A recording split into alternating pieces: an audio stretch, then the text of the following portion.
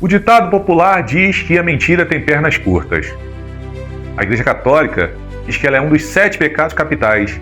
Na Bíblia, Jesus afirma que o diabo é o pai da mentira. Nós como igreja, devemos repelir todo tipo de engano, porque mentira é pecado e nós devemos andar na luz. No vídeo de hoje, vamos refletir sobre a lição de número 6 desse trimestre. Uma igreja não conivente com a mentira é o título da lição. Olá, eu sou Edilson Mazelo, sou pastor e estou aqui para estar refletindo contigo sobre esta revista. Estamos aqui para mais um vídeo da Escola Dominical, da EBD desse trimestre, que a revista, o tema da nossa aula, desde a primeira lição, vem tratando sobre a Igreja em Jerusalém. A Igreja em Jerusalém, doutrina, comunhão e fé. A base para o crescimento da Igreja em meio às perseguições. Nós já passamos por 5 lições. A lição de número 1, a Igreja que nasceu no Pentecostes. A Igreja de Jerusalém, um modelo a ser seguido. Uma Igreja fiel à pregação do Evangelho. Uma Igreja cheia do Espírito Santo. Uma Igreja cheia de amor. E hoje nós vamos estar refletindo sobre a lição de número 6, que será dada aula no dia 10 de agosto de 2025, uma igreja não conivente com a mentira. Eu já quero trazer para os irmãos uma breve reflexão sobre o tema que se encontra numa passagem sobre Ananias e Safira. É muito importante a gente entender o que estava acontecendo naquele momento ali. Eu quero já dar uma dica para você, professor, para você, professora, que trabalha com a escola dominical. Sempre faça uma pequena retrospectiva das lições. Tá? Eu já tenho dito isso. Sempre traga uma retrospectiva das aulas passadas, de modo muito breve, mas é muito importante que você faça essa reflexão, essa retrospectiva. Vamos para a lição? A lição de número 6, como disse, essa é aula dada dia 10 de agosto de 2025. O título da lição é Uma Igreja Não Conivente com a Mentira. E o texto áureo se encontra em Atos 5, versículo 3, é quando Pedro disse a Ananias: por que encheu Satanás o teu coração para que mentisses ao Espírito Santo e retivesses parte do preço da herdade?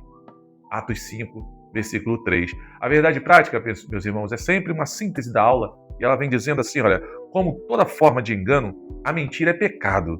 Devemos, pois, andar sempre na luz da verdade. O texto sagrado que dá base a essa lição é o texto de Atos dos Apóstolos, capítulo 5, do versículo 1 até o versículo 11. Lembrando, irmãos, que esse texto não pode ser tirado do contexto. A gente vai entender melhor isso aqui durante essa breve reflexão, que, na verdade, esse assunto de Atos capítulo 5 é uma sequência do capítulo 4. E nós não podemos nos esquecer que o capítulo 4 vai falar sobre as coisas boas da igreja, que era um coração do povo. A gente falou sobre isso na aula passada. Era um coração de cada um. Ninguém que visse alguém com necessidade deixava que sofresse, mas vendia suas propriedades, ajudava um, ajudava outro. E todo mundo crescia junto, e ninguém tinha falta de nada. Aquela igreja era uma bênção. E vai falar sobre um homem chamado José. Esse homem chamado José, ele vende um campo, ele sente no coração desejo, provavelmente por conta de uma necessidade que surgiu, e ele vai lá, vende um campo e pega aquele dinheiro e entrega para os discípulos, entrega para os apóstolos, melhor dizendo. Isso vai causar uma grande repercussão no meio da igreja. Muita gente vai parabenizá-lo, vai ter uma grande estima do povo e certamente tem uma grande notoriedade ali. E o que acontece? Isso causa muitas coisas. O efeito disso é ciúme, a inveja, e provavelmente foi aí que veio essa questão de Ananias e Safira, e o nosso evangelista Lucas, ele vai fazer questão de mencionar o que acontece após isso. E vem a história de Ananias e Safira. Lembrando que a Bíblia está dividida em capítulos e versículos para facilitar a compreensão, para facilitar que a gente venha achar os textos, mas ela não foi escrita dessa forma. Ela foi escrita em ordem corrida, e foi escrita de forma extensiva, sem nenhum capítulo 2, capítulo 3, capítulo 4. Então essa divisão do capítulo 4 para o capítulo 5 é uma divisão que não foi feita da melhor maneira, e o que causa que a mesma história se segue. Então talvez seria melhor o capítulo 4 continuar para contar, para essa história aqui ficar dentro do capítulo 4. mas alguém, um dia, não foram os apóstolos, não foi os escritores da palavra, foi algum teólogo que, num certo dado momento, começou a dividir a Bíblia por capítulos e versículos para facilitar a localização dos textos. Isso foi uma benção. Imagina você, abre aí no livro de Atos que vamos ler sobre a passagem de Ananias e Safira, mas onde está? Vamos procurar folha por folha, vamos procurar frase por frase, parágrafo por parágrafo. Então, não é bem assim. Ficou melhor dessa forma, mas às vezes atrapalha a gente um pouco para dividir, a gente acaba dividindo os assuntos, sendo que os assuntos eles estão no mesmo contexto, né? Isso aqui chama-se perícope. É uma perícope que não terminou, está ainda dentro da mesma perícope, mesmo que tenha mudado de capítulo. Vamos avançar. Então a história fala de Ananias e Safira, os irmãos conhecem, devem conhecer, vocês devem ter aí posse da revista, fala sobre um casal que vai mentir, vai vender um campo e vai ser desonesto, vai dizer que vendeu por um preço que não foi o preço, pela metade do valor, e vai entregar para os apóstolos fingindo que foi aquele valor que eles venderam. E Pedro vai questionar, vai repreender, vai dizer que ninguém obrigou eles a fazerem nada, que ninguém pediu para que eles fizessem aquilo ali, ninguém obrigou, eles poderiam pegar o dinheiro todo para eles, mas eles, por egoísmo, o comentarista vai falar que alguns temas aqui vai dar alguns adjetivos para essa tentativa deles, e foi frustrada porque Deus a abençoou. Na introdução, fala sobre que aprender, né, que iremos aprender o que é possível. É possível um crente não vigilante estar a serviço do diabo em vez de agir em favor do reino de Deus. E ele vai ensinar também que é sempre importante, né, que os crentes estejam vigilantes. Como crentes não podemos usar de engano, porque Deus sonda os corações. Cabe, portanto, a nós nos afastarmos do pecado pelo temor do Senhor. E vai falar sobre vigilância. Lembrando que aí, muito importante, os 2 primeiros tópicos, ele encerra com a palavra vigiemos. É muito importante isso aqui. Não é à toa, não. Porque a vigilância deve estar em todo o tempo a cada um de nós. O diabo, o pai da mentira. Nós vamos estar falando aqui tópico por tópico, vamos estar falando sobre subtópicos. E o primeiro tópico ele vai falar sobre o diabo, o pai da mentira. O segundo tópico vai falar sobre o cristão e a mentira, e a igreja que repele a mentira é o terceiro tópico. Se já está sendo bênção para a sua vida essa aula, essa pré-aula, eu quero te pedir que você venha se inscrever no nosso canal. Nos ajuda a chegar, estamos próximos de chegar aí nos 200 inscritos, e eu conto com a sua participação, com a sua colaboração. Aqui nós estamos falando sobre lições bíblicas, sobre temas da igreja, o canal Vamos Frutificar. Venha frutificar conosco, venha participar desse projeto em nome de Jesus. O diabo é o pai da mentira. O próprio Jesus que falou isso. Foi Jesus que titulou o diabo como pai da mentira. É da natureza satânica mentir. É o primeiro subtópico. E o segundo, a mentira como um ardil maligno. E o terceiro, não superestime o inimigo. Também, na verdade, não subestime e não superestime. Temos que ter os dois cuidados, né? Sempre está no meio, sempre está equilibrado. Não subestimar, mas também não superestimar. A natureza satânica de mentir.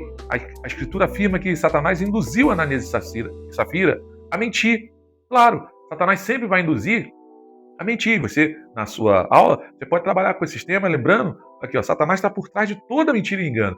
E o apóstolo Paulo viu esse espírito maligno de engano na vida de Elimas, lá o mago. Olha só que interessante. Você pode fazer esse paralelo de Atos, de João 8,44, que diz que o diabo é o pai da mentira, e é o que nós estamos falando de Atos 5, com Atos 13, onde tem ali a passagem do apóstolo Paulo repreendendo Elimas por conta do espírito de engano. Então o diabo está sempre por trás de tudo. É da natureza dele. Ele é mentiroso desde o princípio, Jesus fala.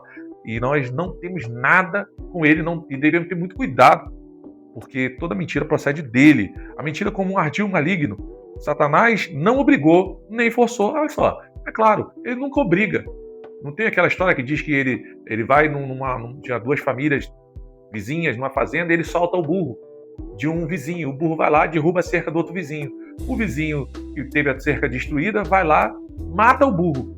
E aí o dono do burro se sente ofendido, poxa, matou meu animal e tudo mais, um animal inocente e tudo mais. Ele vai lá e mata o dono. Aí os filhos do dono vai lá e mata o outro vizinho.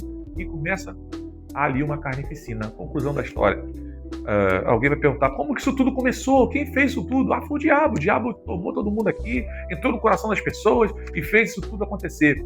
E aí o diabo teria dito, né? Não, eu não fiz isso tudo não. Eu não matei ninguém, eu não derrubei cerco, não fiz nada. Eu só soltei o burro.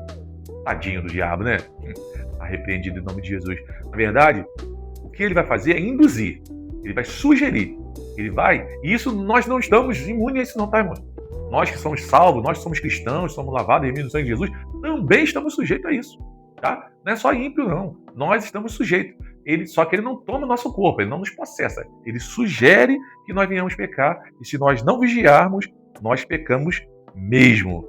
Ó, então, olha só o que o comentarista vai colocar aqui. Ó, a questão, portanto, não estava em não fazer, em não saber fazer a coisa certa, mas em subestimar o ardil do inimigo que possui a capacidade de induzir a fazer a coisa errada. A Bíblia fala, né? O apóstolo Paulo fala assim, não ignoremos os seus ardis.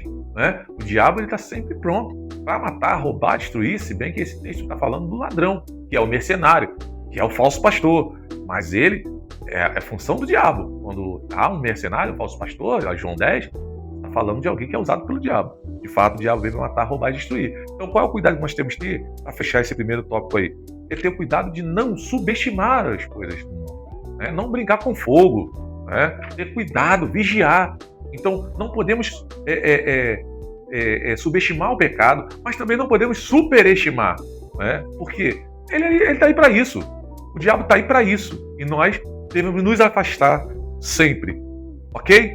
Segundo tópico, para a gente caminhar, o cristão e a mentira. Não tem como. É igual água e óleo. É igual branco e preto, luz e treva. Não tem como misturar. Se misturar o branco no preto, o branco deixa de ser branco, o preto deixa de ser preto. Se misturar óleo e água, eles não vão conseguir se unir, porque cristão não pode estar associado a nenhuma prática de mentira. Então vem os subtópicos aí, ó, mentira é uma escolha, depois atraídos pela mentira, e mentir tem consequência. O mais importante disso daqui é entendermos esse terceiro tópico aqui, esse terceiro item, né, ou subtópico, que a mentira tem consequência. Então, meus irmãos, se está sendo útil para você essa pré-aula, essa reflexão, eu quero te fazer o segundo pedido, que é para você dar um like. Na verdade, são dois. Like, né, um joinha aí, e um comentário. Comenta aí o que você acha. Comenta aí suas discordâncias, sua concordância, o que você quer dizer, como que você está trabalhando, se tem sido útil para você essa pré-aula. Eu quero te pedir, em nome de Jesus, nos ajuda nessa missão, ok? Ananias e Safira, tanto ele quanto sua mulher, agiram livremente. Tá? Então não tem como culpar o diabo pelo pecado, não, irmão. Tá? Em nome de Jesus. Pecado é pecado. Ele não foi obrigado, ninguém obrigou ninguém nem a vender, nem a fazer o certo eles foram obrigados, quanto mais fazer, né, o errado. Foi uma decisão livre. E o comentarista aqui, nosso pastor José Gonçalves, ele deixa bem claro para nós aqui que eles foram atraídos, sim. O diabo, ele vai sugar, ele vai, como fez com a Eva lá no Éden, né? Ele vai mentir, ele vai enganar, ele vai trazer, conquistar. E, infelizmente, esses irmãos foram pegos nessa circunstância. Se por um lado Ananias e Safira tomaram decisões livres, por outro lado, sofreram implicações de suas decisões. Obviamente, como eu disse, aí, ó, mentir tem consequências. E o grande problema, meus irmãos, é que as pessoas não pensam nas consequências, mas as consequências vêm e são cada vez piores. A palavra de Deus diz que tudo que plantar, vamos semear. Deus não se deixa escarnecer. Olha aqui, podemos escolher as sementes, né, que vamos plantar e vamos semear, mas depois que plantamos, nós não temos escolha daquilo que vamos colher. Se plantar feijão, não tem como esperar colher amendoim do feijão, vai sair feijão. Então, nós somos livres para escolher as nossas decisões, mas não somos livres para escolher as consequências dela. Ou seja, para melhorar isso aqui, como dizem os pregadores, né? Vou melhorar para você, nós somos livres para as nossas decisões, mas somos reféns ou escravos, né, das consequências que as nossas decisões irão nos trazer. Amém? Então, mais uma vez, ele fecha aí dizendo, olha, vigiemos, tá? Então, vamos vigiar em nome de Jesus. E mais uma vez, eu quero pedir que você se inscreva no canal, deixe o like, deixe o comentário, tá? E se puder, compartilhe também esse conteúdo maravilhoso da lição de número 6. A igreja que repele a mentira é o terceiro item, o terceiro tópico, e nós já estamos partindo para o final. O terceiro tópico vai dizer que a igreja que repele a mentira, uma igreja temente, e o 2, uma igreja forte. E logo em seguida vem a conclusão, que é sempre importante a gente ler pelo menos uma parte dessa conclusão. Nós estamos já partindo para o término aqui desse nosso bate-papo, dessa nossa pré-aula. Eu quero saber de você o que você está achando. Você está concordando, discordando, o que você tem a dizer sobre esse assunto. Traga aí, coloca nos comentários, eu quero saber, eu quero conhecer você, tá? Saber de onde você está falando, escreve aí da onde você fala, até onde esse vídeo chegou. Deus tem me chamado para estar nessa missão aqui e eu quero estar contigo também, junto dessa missão. O canal Vamos Frutificar, o nome já é coletivo, né? Não é um canal meu, do pastor Edilson Maziero, é um canal que eu quero trazer uma coletividade.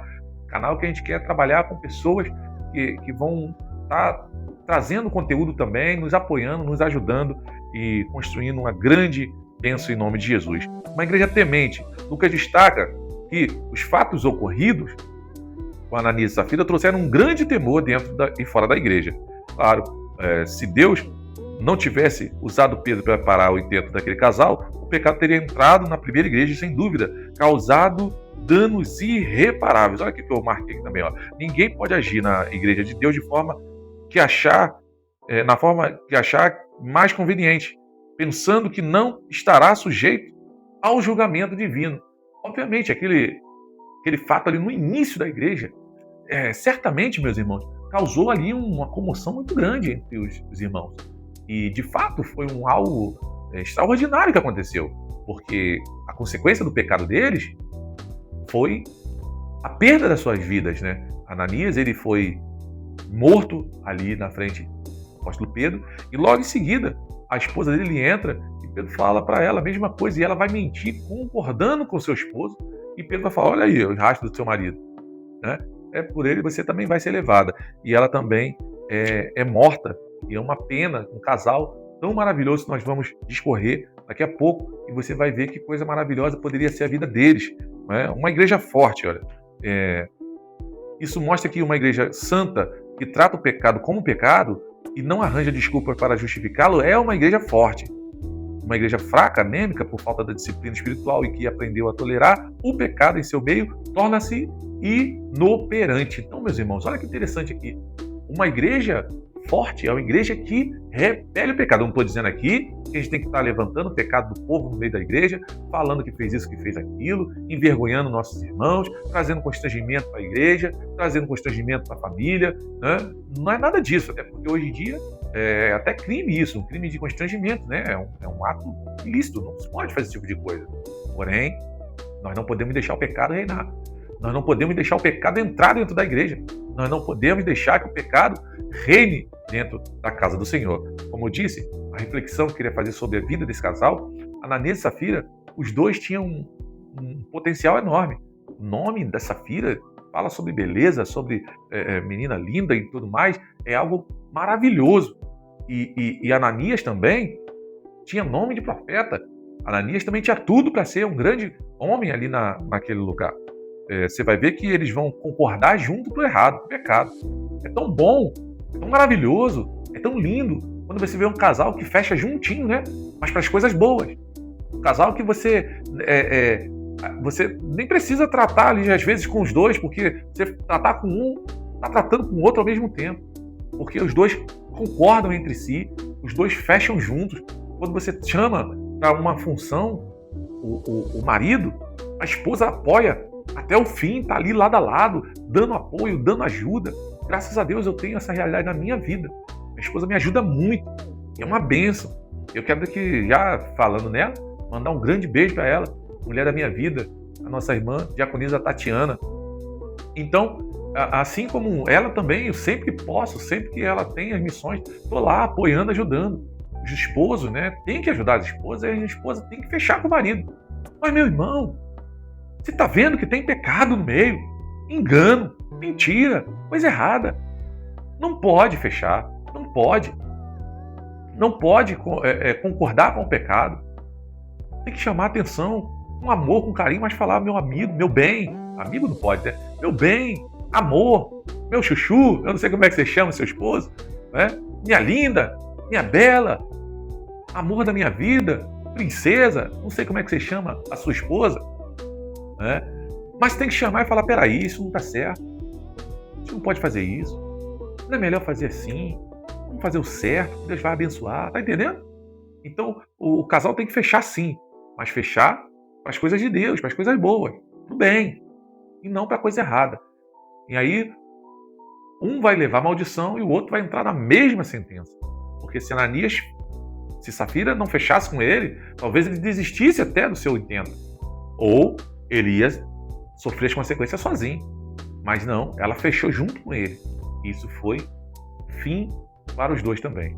Então, que Deus tenha misericórdia das nossas vidas, que venhamos ser unidos sim, mas unidos em amor, unidos para fazer a coisa certa, para a glória do nome do Senhor. E se você ficou até aqui, quero te agradecer muito por ter ficado até o final, te agradecer muito pela sua presença aqui e te pedir que você feche conosco a cada dia mais. E a gente vai ler aqui uma parte da conclusão para encerrar essa pré-aula em nome de Jesus. Uma coisa é certa, não é possível escapar do juízo divino.